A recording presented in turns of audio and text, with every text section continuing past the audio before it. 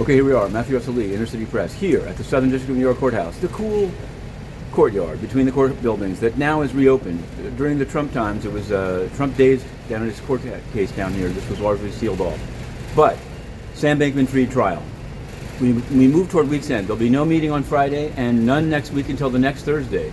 But things were with a bang yesterday. They were showing the final confessions of Mr. Sam Bankman-Fried after the collapse in later November.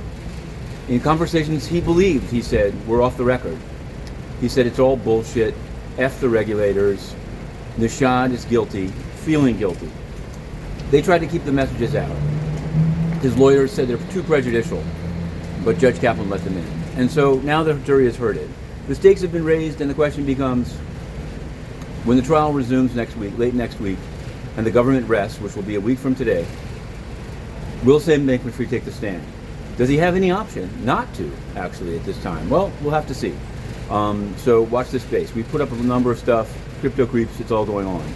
Now, we also are word that Trump case is plodding along down the street.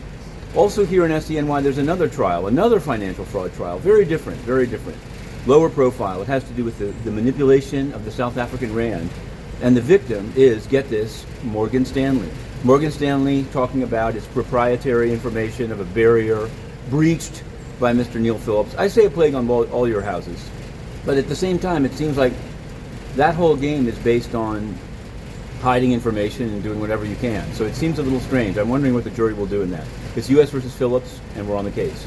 Now, bloodier and more distressing is not only the conflict in the Middle East, as they call it, but the UN's absolute failure on it. As we predicted yesterday, resolution failed, but this time it failed with a U.S. veto. So there'll be now, the one reform they've had is that the General Assembly takes up when a veto is cast. This was usually Russia about Ukraine, but this time it'll be this one. And we'll cover it, even though we're banned from the UN. To be continued.